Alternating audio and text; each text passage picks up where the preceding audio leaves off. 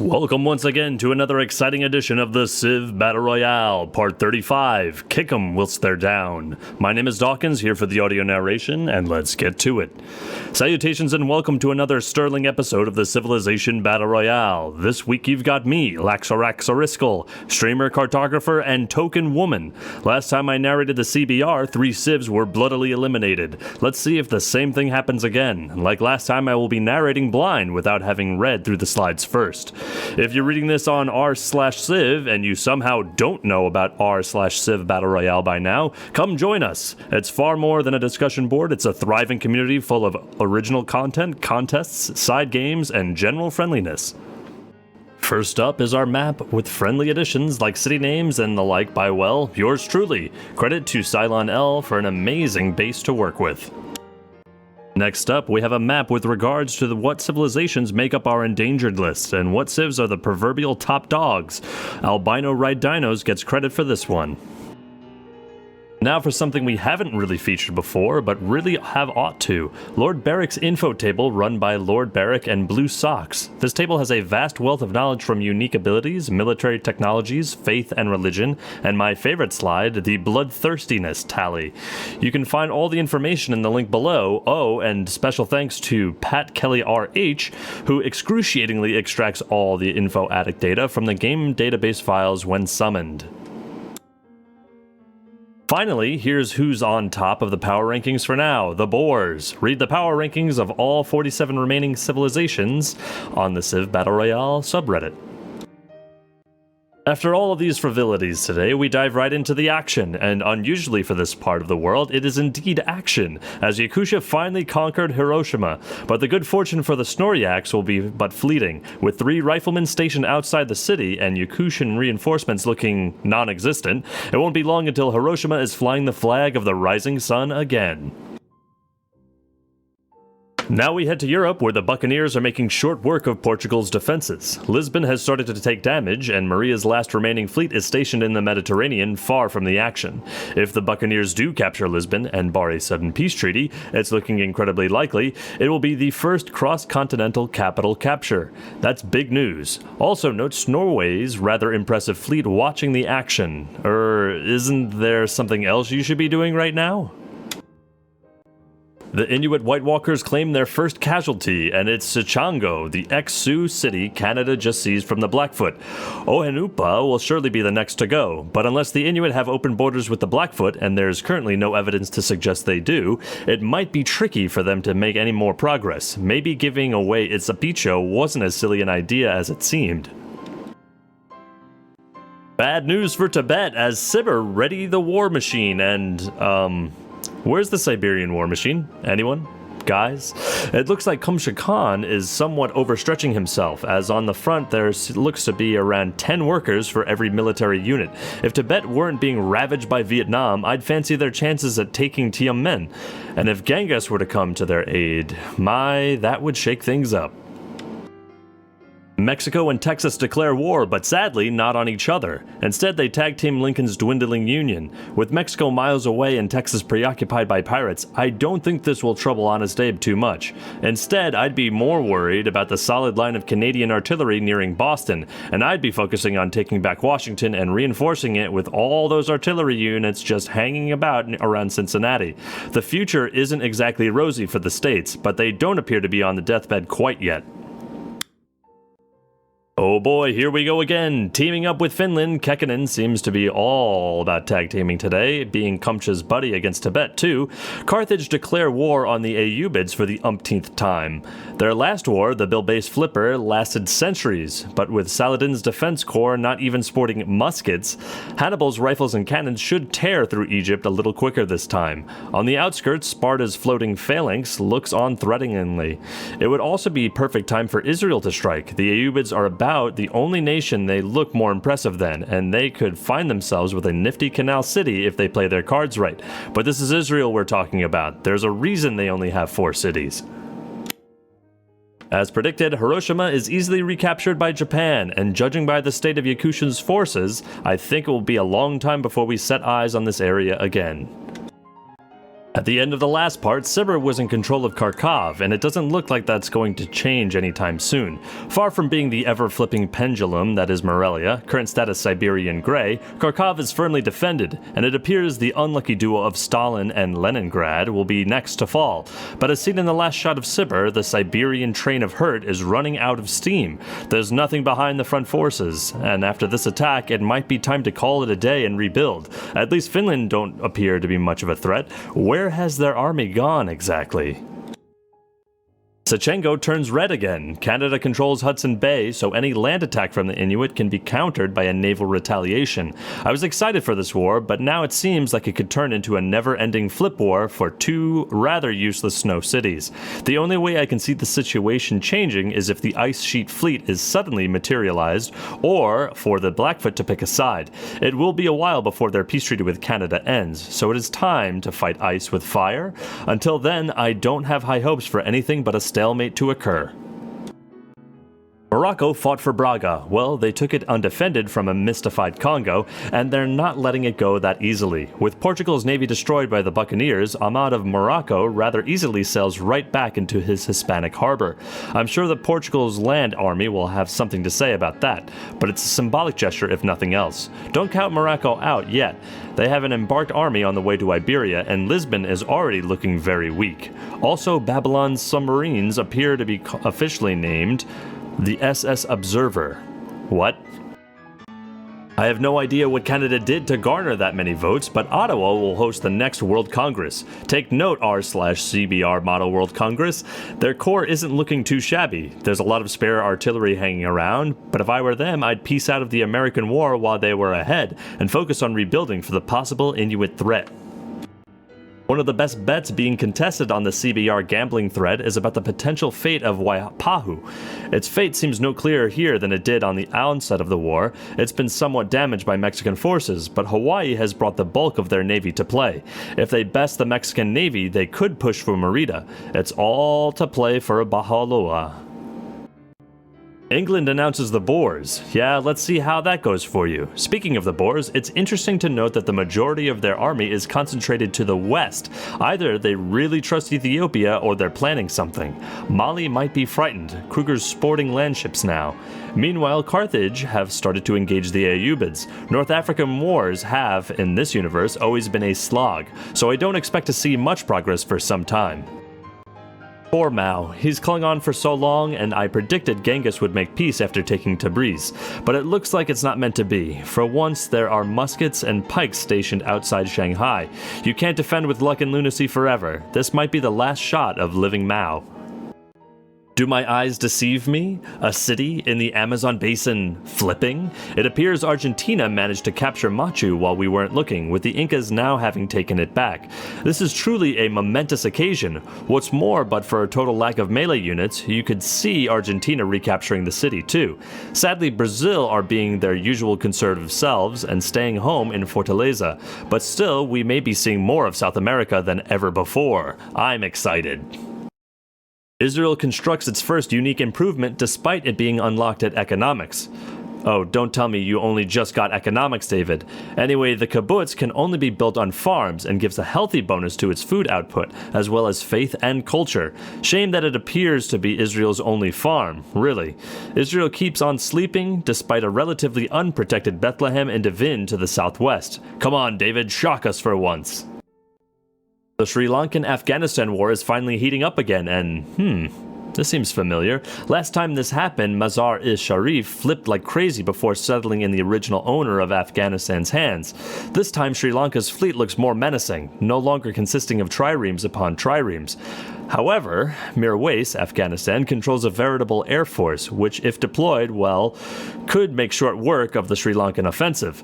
The outcome certainly seems unclear. It's been a long time since Kyoto's last flip, but that looks to soon be rectified as Korea's only visible turtle ship is stationed right outside the weakened city. How much longer can Australia trust on their rather small Japanese defense force to hold the city? I wonder. With Korea now fielding non-great war infantry, a land invasion would likely be very effective, but it's a long shot. Everyone knows just how expansive Korea has been in this match, which is to say, not in the slightest. Canada heeds my advice and makes peace with America, scoring Boston in the peace deal. This keeps America safe from Texas and grants Canada a useful springboard for when the time comes to invade the fragile nation. America are crippled, of course, but realistically they have been since the first few parts. At least they still have Albany, one of the largest cities in the world, and at least they're the only nation in the Americas to boast a carpet. As Waipahu takes damage from the Mexican fleet stationed in the Gulf of California, Hawaii bests Mexico in the Pacific Ocean to the west. This is pretty even playing field, and it could still go either way. Waipahu will probably fall to Mexico, but Hawaii might well be able to seize it straight back, and with Merida on a prominent peninsula, it's very vulnerable to naval attacks. Looks like Benito, Mexico, might have bitten off more than he could chew, or downed more tequila than he could stomach. He's also apparently discovered that there's a religion out there more adherents than his own, and declared war on the blasphemous heathen founders of Israel. Well, Carthage may have the tech and the numbers, but Hannibal's famous human-like AI seems to be failing him, as no Ayyubid cities have taken a lick of damage yet. Maybe it's the lack of elephants. Speaking of cities that inexplicably are undamaged, Kufa and Khorasan remain firmly healthy despite there being zero defenses outside Kufa. Navally, Ethiopia have fallen far behind in tech, so capturing Kufa seems to be the only option for Haile-Selassie. But I wouldn't be surprised if Arabia managed to fend off the army with their frigates, but currently we see no movement from either side. Sadly, it doesn't look like Morocco are going to be able to pull off another legendary capital snipe, as the Buccaneers are on the verge of taking Lisbon, although a crossbowman and rifleman might be enough for Portugal to reclaim their capital temporarily. Meanwhile, Morocco cling on to Braga, although the city isn't looking too healthy. Norway still look on. Hey, we haven't seen anything of the war in this part. I wonder how they're doing. Here we can see three very different armies. The Incas have just entered the industrial era, still pitifully boasting muskets and crossbows. Argentina are a step up with rifles and Gatling guns, but it is Brazil's Great War infantry that stands out. It's a shame neither Ava's rifles or Pedro's GWI can find a way into Machu though, as the city stays in Pachuti's outdated hands. Excuse me, Pachacuti. Apparently, it's a cross-faith crusade that's occurring as Burma, the home of Buddhism, also declares war on Israel. The Jews can't catch a break. Ayyubids next, perhaps? In terms of Southeast Asia, Vietnam are still scary and everyone else still isn't. Champa's capital would be stomped by the Trunk sisters, and as soon as they get artillery, they could make short work of Burma too. Still, that's rather becoming a reoccurring theme. When they get artillery, it's a serious hole in their otherwise advanced tech. If Vietnam want to stay contenders, they need to get a hold of those bad boys sooner rather than later. Hawaii make peace with Israel as Iceland declares war on them. Why is it only ever irrelevant neighbors with Israel? Meanwhile, Shanghai's days are numbered. There's a pikeman that could feasibly retake the city when the inevitable comes, but the inevitable still will stay inevitable. I think it's time to prime those F keys. Whoever did the write-up for Armenia in the power rankings, Nevercorn I think, worried that Sibir would take Yervernashat straight from the Soviets and give Armenia a very threatening new neighbor. They were right, and it doesn't look like Stalin is ever going to see Yervernashat in communist red colors again. Yet Leningrad is about to fall and Ufa is next on the list. As I said before, Kamchakan, Sibir, doesn't have enough troops to finish off the USSR once and for all, but Stalin's Russia has permanently crippled by this war. Like America, they'll probably leave the war with the consolation prize of having one of the world's largest cities, Moscow. Yar har fildidi. Lisbon is the first capital on Eurasia to fall to an American. It won't stay that way for long, however. I'd be shocked if Portugal didn't recapture both Lisbon and Braga on their next turn. But if the Buccaneers don't do anything stupid, they should be able to keep Lisbon at the end of the war. This is a big day for the pirates and an even bigger day for the other European nations. Lest we forget there's another war involving Portugal going on. Actually, we may as well forget it, as Sparta sure have. They took all their units to Rome only to absent-mindedly leave them there, facing the Portuguese bombardment with not so much as a blink. Even if they were to attack the city, I don't really know how much damage a squadron of knights could do. It's worth pointing out that by European standards, Sparta's technology has fallen woefully behind. Another war with Sweden and they'd be toast.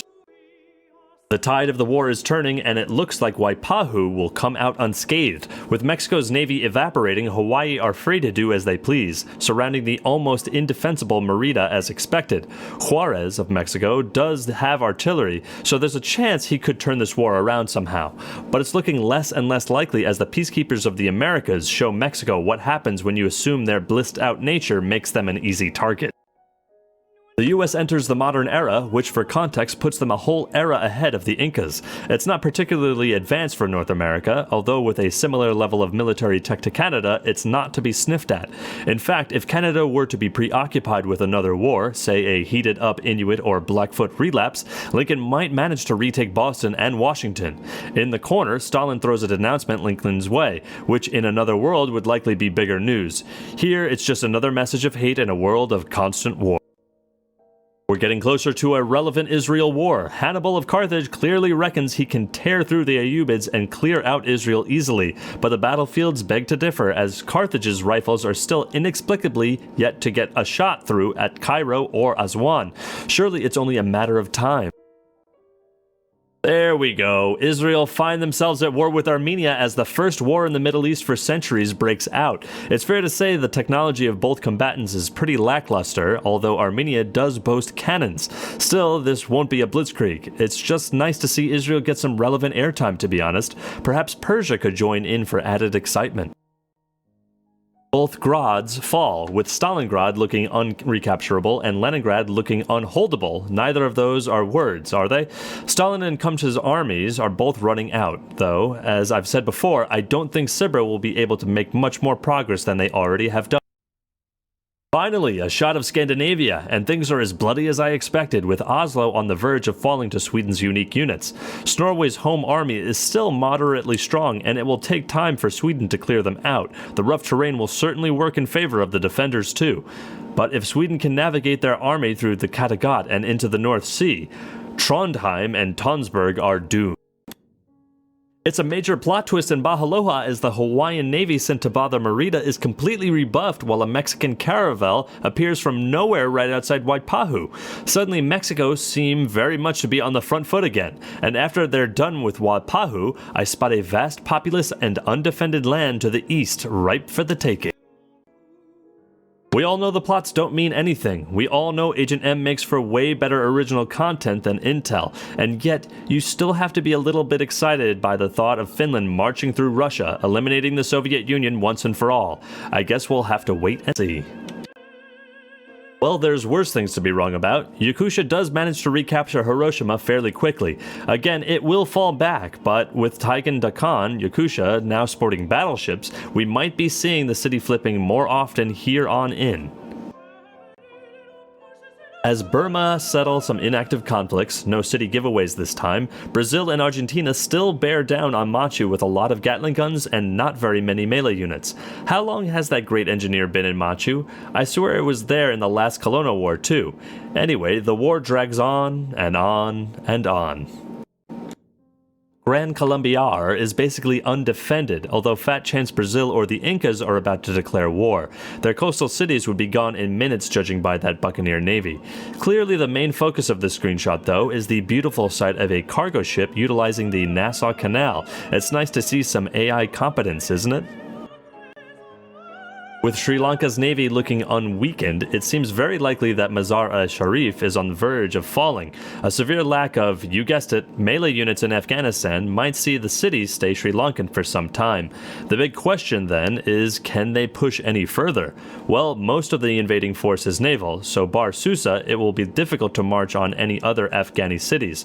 But still, it's a handy base to build on, and when Sri Lanka finally hits planes, both that and Negomba could prove very useful indeed. The time when Afghanistan looked like they could hit greatness is long gone, sadly. As half the world is engulfed in a mysterious gray mist, Oslo falls to Sweden. They also appear to be getting their powerful fleet through the straits around Denmark, so it could be curtains for Norway soon. But there'll be a bloody battle for Oslo before any of that happens. There's no way those riflemen won't retake the city. TPang's note, I got really excited and took picture really quickly. But sure, gray mist is now canon, I guess. Canon. I was right about Tibet. A combined air force of 12 planes will probably keep the Tiananmen offensive in check, but it speaks worlds that Tibet, a nation which has just been ripped in half by Vietnam, is able to besiege one of Sibir's main cities. The interior of Siberia is absolutely empty. It looks less like a number 2 nation and more like a great opportunity for one of their neighbors, even if that neighbor is Tibet. On the other hand, Urgench looks like a goner. Oh well. 1 for 1?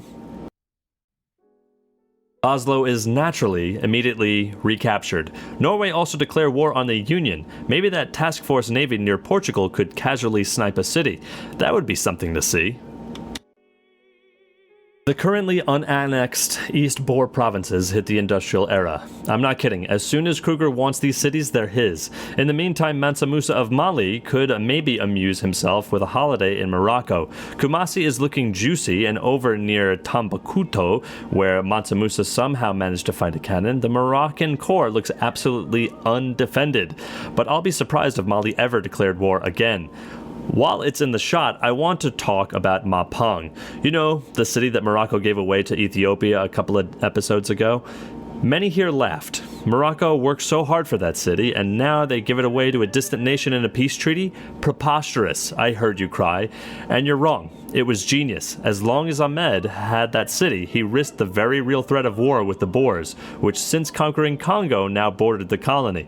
A war with the Boers would surely lose him the Ashanti capital of Kumasi, too, and maybe his incredibly populous settlement of Sali on Cabo Verde. Give it to Ethiopia, and the risk was eliminated. They lose the malice for having close borders, and in general, Kruger's terrifying army would be more likely to look at a closer neighbor. Overall, I think it was a fantastic move, and that's just my thoughts. Back to regular proceedings. Finland, how could you? No matter, I think Mao has more things on his plate than a possible Finnish offensive. Finland still sport the best tech in the region, although their army could be bigger. Still, if they did make good on their threats to invade Stalin, they'd have a lot of free workers for a start. Beyond that, they'd have some high-pop cities, maybe even a capital. And they'd have united their Byzantine colonies with their homeland. It just takes one little declaration of war, Kekkonen.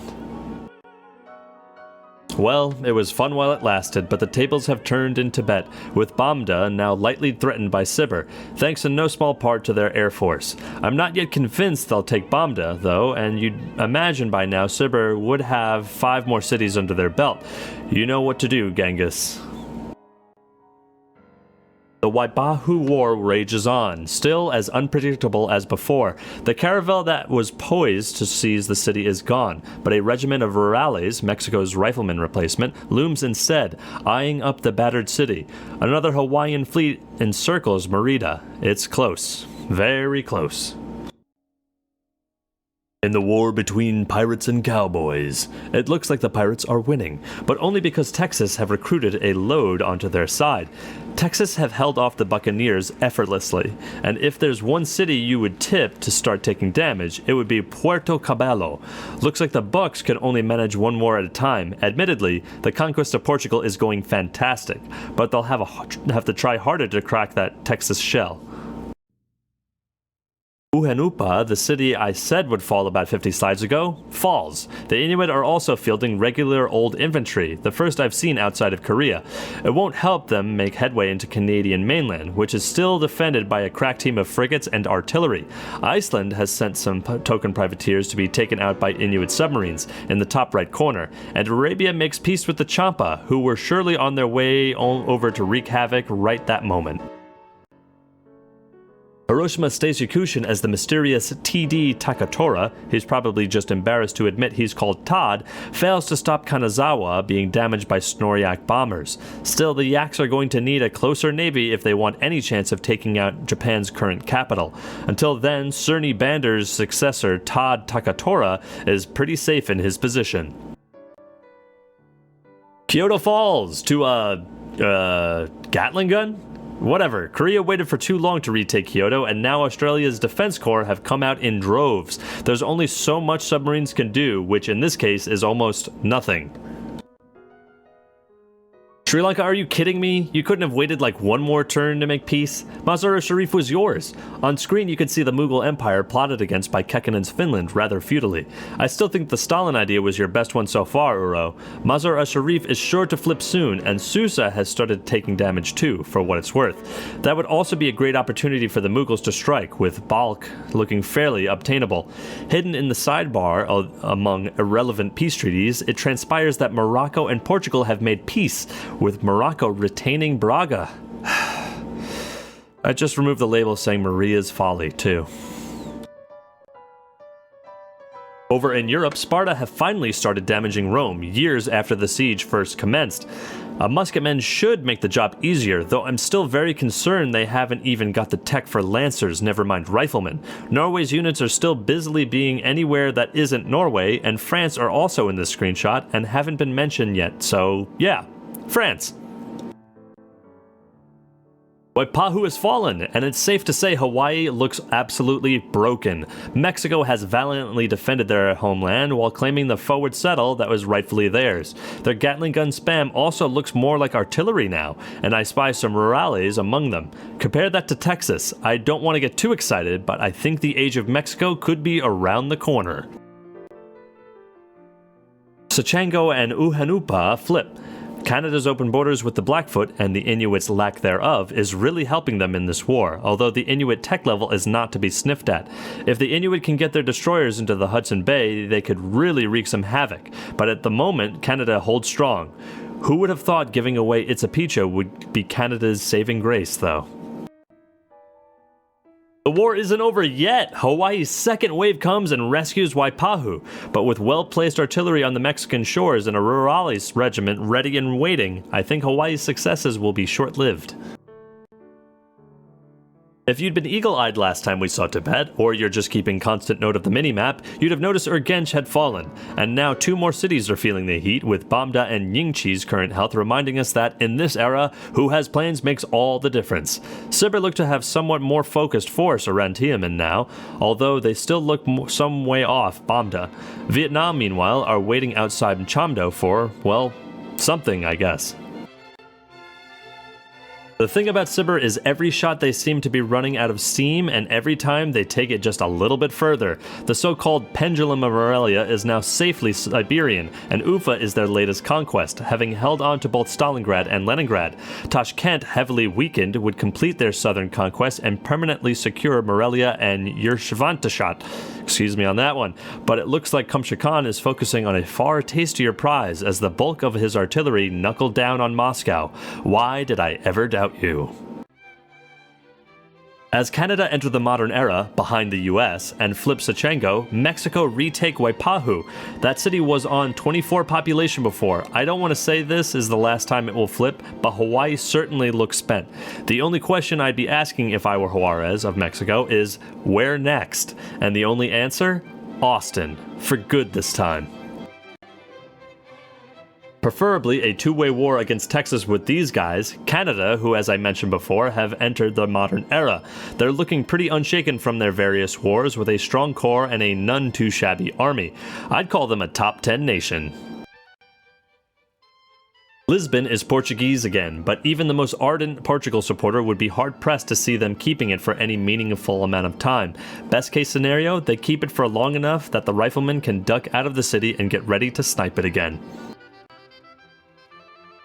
Perhaps I overhyped the Armenian-Israel war, in retrospect. Certainly very little has happened except the two outdated armies locking horns and wasting ammo. Well, crossbow bolts in the case of Israel. In the background, a war of about equal relevance breaks out. You know, it's just nice to see Yakusha declaring war.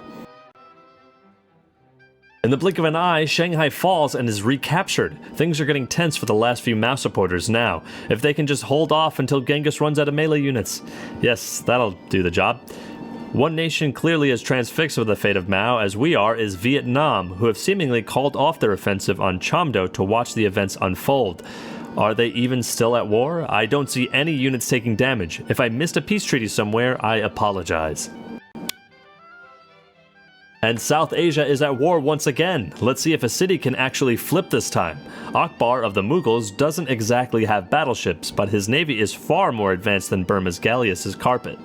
Can he break through and threaten Rangoon and Penthine?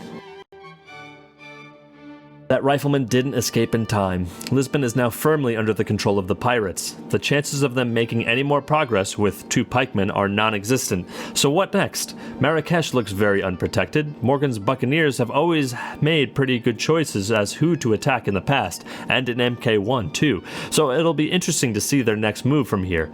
Any nation with a shore on the Atlantic should be quaking in their boots though. Lisbon's fall has proven nowhere is safe. 2 of this part's least relevant civs declare war on the widely agreed kings of irrelevance, Israel.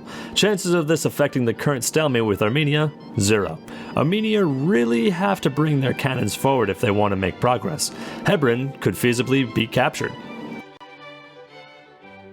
As the Inuit flip those 2 cities in the background, M and Semiramis relocate, from Helsinki and Carthage to Rubibi and Pretoria. Let's see what, most likely incorrect things, Jean Damara of Kimberley and Kruger of the Boers have been plotting.